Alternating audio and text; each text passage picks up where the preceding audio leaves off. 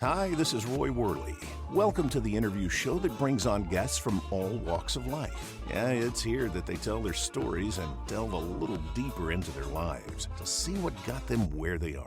So grab a drink, have a seat, and relax, because this is the Leo Effect. When was the last time a short movie shook your emotions to the core? When was the last time a short movie caused you to rethink everything you stood for?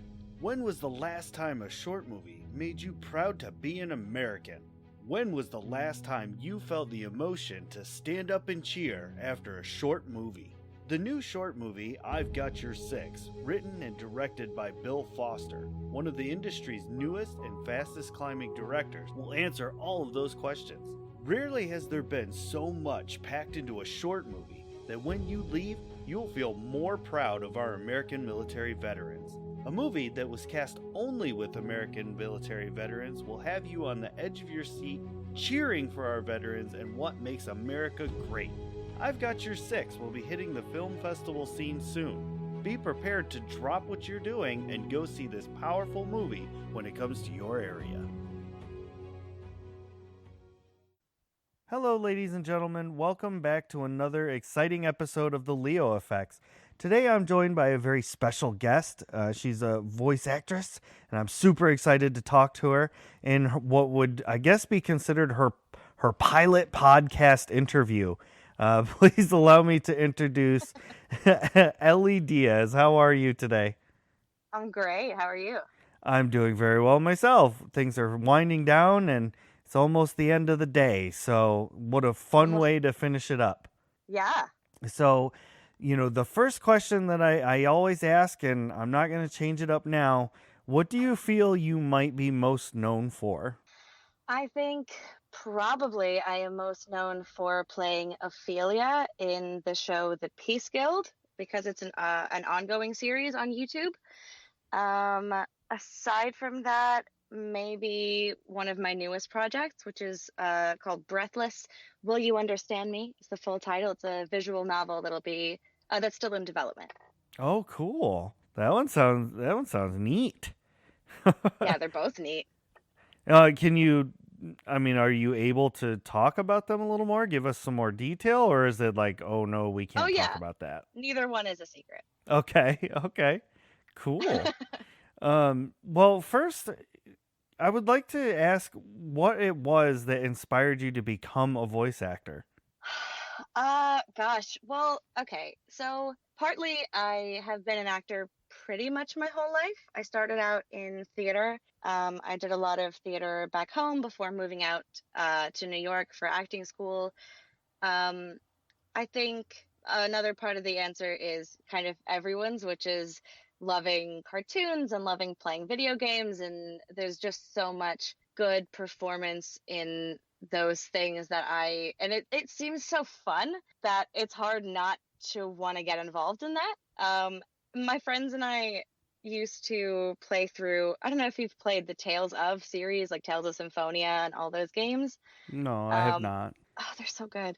Um, but my friends and I back home we played through all of some Tales of Symphonia and a couple of others. I don't remember which ones. And we would, because they're partially voice acted, so we would take the scenes that weren't voice acted and we would fill that in, Oh, nice. which got me very hooked on it. Yeah. That's cool. Did you was there a particular cartoon that just you were like, "Oh, I want to be like that person someday?" A cartoon? I don't know. All of them. I remember loving Fairly Odd Parents was a huge one for me growing up. That's a good one. Yeah, Danny Phantom, Looney Tunes. There was one that Avatar: The Last Airbender was another one. So good. Such a good one. Yeah, I think those Wow. are the biggest ones that I can think of. But I'm sure if I had more time, I could just rattle more off. Right. That's fair. And did you have a lot of support when you were, running around? You're saying, "Okay, I've made up my mind. I'm gonna go voice cartoons." And did people like, "Oh yeah, that's a great idea," or did they say, "What are you thinking?" So I actually didn't really get into voiceover specifically until about a year ago, but I Oh, did okay. have a fair amount of support with theater and with acting in general. I grew up in Louisiana, and there's not really, unless I'm mistaken, I'm sure someone I know from Louisiana is going to say, well, that's not true anymore. But when I was growing up, at least, there wasn't a whole lot of voiceover there. So I didn't do that then. But now I'm in Okay. LA, so I have no excuses to not. Yeah, yeah, absolutely. That's that's pretty fair, honestly.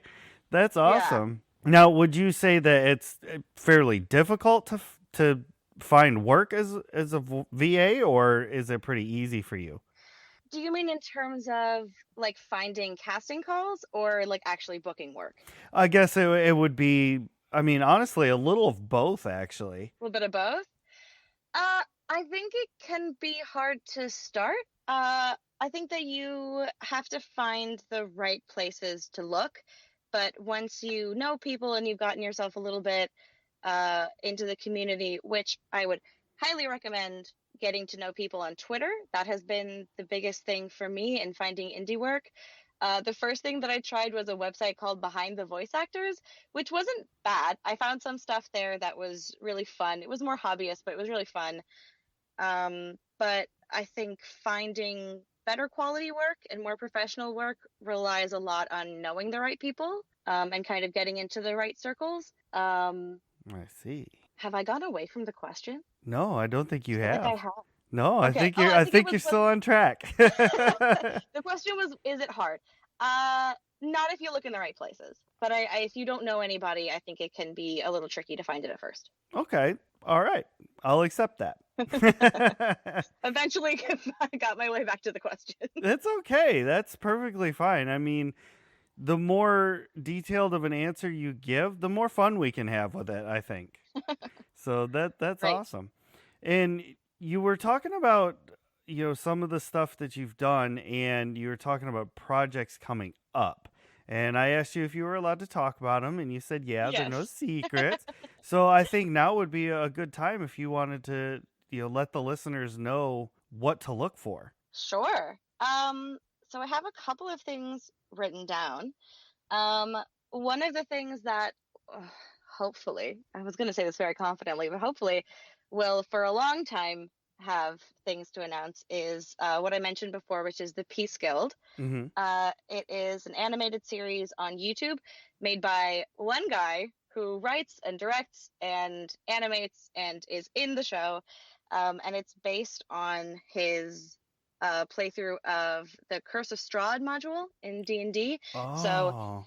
if you are playing the Curse of Strahd module, maybe wait a bit because there will be spoilers. Okay. But that's a great one. I love doing that one. Let's see what else. Oh, and just like quickly, since I'm talking about this, the creator Shane, who goes by, what is his Twitter? Coolboy Beebles on Twitter, also has a Patreon that you can support if you want the episodes to come out faster. That would be really nice. Oh, yeah, that'd be great. The other one that I mentioned, which is Breathless, is a visual novel game that is currently in development. I joined it very recently. It's been in development for a while. And you can follow them on Pixel Happy Games on Twitter, which is the development studio. And that one, oh, did I just knock my pop filter? I did. That one's really cool because it's, first of all, it's I'm always excited when I get to be in games. And I'm fairly certain that this is my first visual novel, which I've been like trying to get into recently because I just think they're so cool. So that's that one. And they're going to have a demo and a Kickstarter coming up, but they don't have a date yet for either one. So again, you can follow them on Twitter if you want to know more about them. Yeah. And then the last one that I wrote down, and you can stop me if I'm talking about these too much. I will. The last one that I have is a game called Dark Nights with Poe and Monroe by Diavecchi Studios, which, fun fact, when I announced on Twitter, I misspelled the name of the game. Oh, no. just a little bit. But that one is another very different kind of project. It's a game. I had actually never seen this kind of game before. It's called FMV. So it's got like branching narratives, but it's not animated. It's like live action actors doing all the scenes, and it's like a point and click game. Um, and I will not be discussing who I play in that one, but Okay. you can wish list it on Steam if you want, and they will be releasing a trailer in the next month, is what they told me. And if you are in London, you can find them at EXG Resd at the end of March, and you'll be able to play the entire first episode, of which, when you buy the game, there are 6 episodes. Um, so that's pretty cool. That And is that's the end cool. of the things that I wanted your to your shout li- out today. Yeah, so that I your didn't list forget of all the things. things. That's Yeah. awesome. And so, kind of talking about all these things that you have coming up and that you've worked on, and just future projects in general. Sure. For the voices that you do you try to keep Yeah. them similar to your natural voice, or do you come up with like completely different character voices? That totally depends on what I'm doing. For well, so it how would I say this? I think that's mostly dependent on the style of what I'm doing and also the character. So if I'm doing something that's more grounded or naturalistic, like for something like a more naturalistic video game, like if it was, more realistic character models or whatever, or for an audio drama or for narrating an audiobook, then it would probably be pretty close to my voice. I might change it a little bit, like tweak it just to make it fit the model a little bit better. Mm-hmm. If I'm doing, like the visual novel that I'm doing, or other kind of anime style stuff or like wackier video games, then I'll change my voice up a lot more. Gotcha. Okay. And so, would you say there's no real particular style that you prefer over another? No, I really like being able to do a bunch of different stuff. Okay, that's fair. And Yeah. you've done a whole bunch of stuff. Do you prefer the audio dramas or the visual novels or anything over the other ones, or do you just like it all? I like it all. I mean, my somebody asked, I think it was a Twitter post or something recently that was like, "What's your favorite character type?" And I tried to think. I can think of the kinds of characters that I get cast as more frequently, Mm-hmm. but in terms of what I like, I just, as long as I can relate to a character, as long as I like feel for them or something about their story resonates with me, like that's my favorite kind of work. So it's Okay. not necessarily a specific style or a genre that I look for. I just want to connect with the character. Yeah, that makes total sense. Yeah, you don't want to be working on something with a character you can't connect with. I think would be pretty hard. Yeah, if I like really can't connect with someone, which is pretty rare that I'll find an audition or be sent something that I'm like, oh, I don't get this person at all. I usually won't go for those projects just because I don't think I'll do good work on something if I can't relate to them. Yeah, that's great that you do that though. I mean, some people would just try and muddle through it and they'd have like this really disjointed feeling with their character. So that's great. Yeah, and I think stretching yourself can be good too. I think saying like, especially if it's something that you're like, oh, I don't know if I'll get cast, like definitely still audition even if you don't know if you'll get cast. Mhm. But if you're just like, I don't like this person, or like I don't get them at all, again, at least for me, I just don't think I'll do good work on that. So I usually pass on that. Yeah, right. Do you have okay, let me word it this way. If you had a choice to be in Uh-oh. anything that you wanted, what would it be? I am just gonna manifest this here, I guess. I like one of my big goals is to be in a Naughty Dog game. Okay. I really want like one of kind of where I'm aiming with my career is to be in AAA games and like, Cartoon Network cartoons or like other big studio cartoons. Like that would be so kick-ass. That would be. I mean, I feel like that would be a really awesome dream. Yeah. And anything's attainable if you try hard enough, right? Yep. Just got to keep hashtag hustling. That's a I good can't take one. myself seriously at all. Hashtag hustling. God. Don't quote me on that. Oh no, that's happening. It's on the record. It's too late. That is officially on the internet No. history. I have to change my Twitter bio now. There you go. It's the whole thing. Well, along those same lines, if there was someone that you could work with, who would it be? Oh my gosh. Wow. If there's someone that I could work with, so many people in terms of, okay, there's too many people. So, like, a director that I could work with, or like other actors that I could work with. Your choice. Oh, God. I mean, going with my answer from before, working with Neil Druckmann or working with Hallie Gross, who I love, on anything would be amazing. Working with Marissa Lenti on one of Sound Cadence's projects would be awesome. I'm like, there are so many other options in my head that I'm actually blanking, so I'm going to leave it there for now. Okay, that's cool. That's cool. Yeah, I talked to had an interview with Marissa. She's a very wonderful lady. So I listened to it; it was great. yeah, that was awesome. And Yeah, so she's great. who knows? Maybe she'll listen to this one and be like, I must cast her. You never know. I've heard numerous No, me times that too. it's all about networking. Yes, So, absolutely. and being that I just brought that up, I would like to ask you, in your opinion, Sure. what advice would you have for somebody who's like just starting out? They've never done any Uh, kind of like real big work. They're trying to make it in this world. What would your advice be? I mean, number one thing is, if you want to get into acting in any medium, not just voice acting, take classes and get experience. I think sometimes I see people who just want to get cast and they've never done any kind of acting, and they get really frustrated because they're not booking.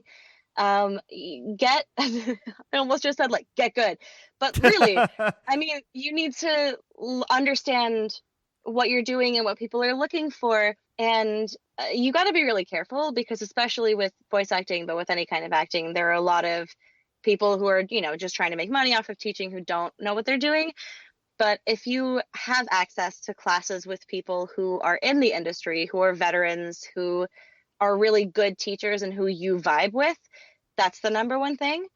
Aside from that, if you have access to like community theater, which is where I got my start, definitely just go and get some experience. Your theater training will absolutely translate into voice acting if that's what you want to do. And like, make a lot of friends. Like, just be as open and friendly as you can, because to me, that's really what networking boils down to. This Yeah. industry and being successful as an actor, really, in many ways, you need to have the right connections.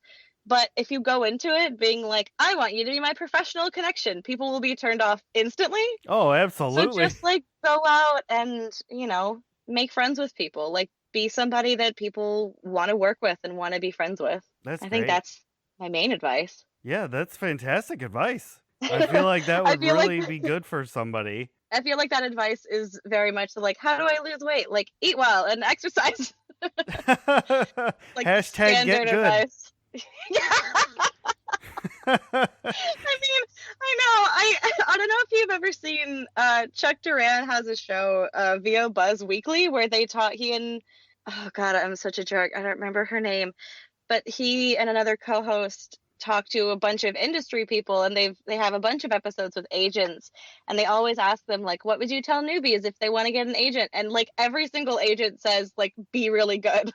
Well, Which, like, it's fair, but also like, yeah, I know. yeah. Oh, well, It's duh. just such funny advice to me, but it's true. That's great. That's hilarious advice, though. Like, Just be good. just be do good. it. But Yeah. we don't want anybody that's trash. Like, Yeah. Don't send us bad stuff. Just be good. yeah, Thank you. just only your good stuff. We'll just Yeah. Eh, with all of the things that you've done, were they all like scripted, or was it like, hey, we need you to do something, and you just kind of improv'd a line? I haven't done a whole lot of stuff that really needed me to improvise. Okay. At least so far. I understand that that's a bit more of a thing with animation than it really is with games. And certainly with like the indie games that or indie devs that I've worked with, it's usually like, here's the script, please do this. Um, so Please, for I'm the comfortable love with of all that is improvising, but I holy. just haven't. Huh? Please, for the love of all that is holy, do this. Please just read these words. I swear to God. Yeah, I have seen some people or I've seen some calls that are like, here's the character, just say some stuff, which I always find so strange. I'm like, how are you gonna get an understanding of how I am gonna play this character if I don't know what to say? Yeah. I mean, did they at least tell you, hey, this character needs to sound like such and No, such? no, it's like I saw one the other day that was just like, here's the art, which is great. That's very helpful for a voice actor. Like, here's the art for the character, and like, here's a short bio. Just like audition with whatever and send me the file, Oh my gosh. which I find so confusing. I'm like, what? Thankfully, Oh, I haven't had to deal with much of that because it does confuse me. that's crazy. I couldn't even fathom that. And do you record from home or do you go to like a studio or something? I've only done remote work so far, so I've recorded Okay. everything from. All right. Well, that's great. That leads into my next question was what do you do? Like, do you have a ritual before you record? Or do you Ooh, just sit down and just go for it? a ritual. I mean, I warm up every time because I'm Oh, not okay. looking to get injured. Um, I mean, besides that, I mean, I will do vocal warm-ups. I trained classically for singing for almost 10 years, and then we did a bunch of voice work in school as well. So I'm lucky in that I have a good understanding of how to warm myself up and make sure that I don't get injured.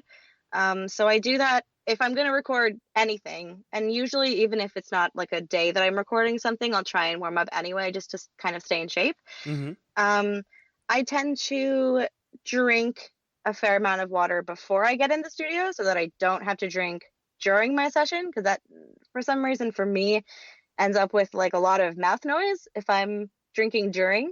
Aha. Um, I also take the ice out of my water before a session because that also for some reason ice increases the mouth noises for me. Um, I avoid caffeine for a couple of hours before I record. That's it. And then sometimes I'll rehearse the script beforehand, but Cool. most of the time that's not actually something that I'll do. I usually just like wing it when I'm in the session and I just record 19 more takes than I need so that I can play around with it and be like, oh, that's the one that I wanted. Hint, Right it's on. usually take one. Well, yeah. But I'm like, I need more takes just in case. Well, right on. I mean, no sacrifices to the pagan gods or anything like that. That's Yeah, cool. that's That's good. right. Just in case there's some kind of strange sound from the outside world that gets into my recording, I have 18 others to choose from.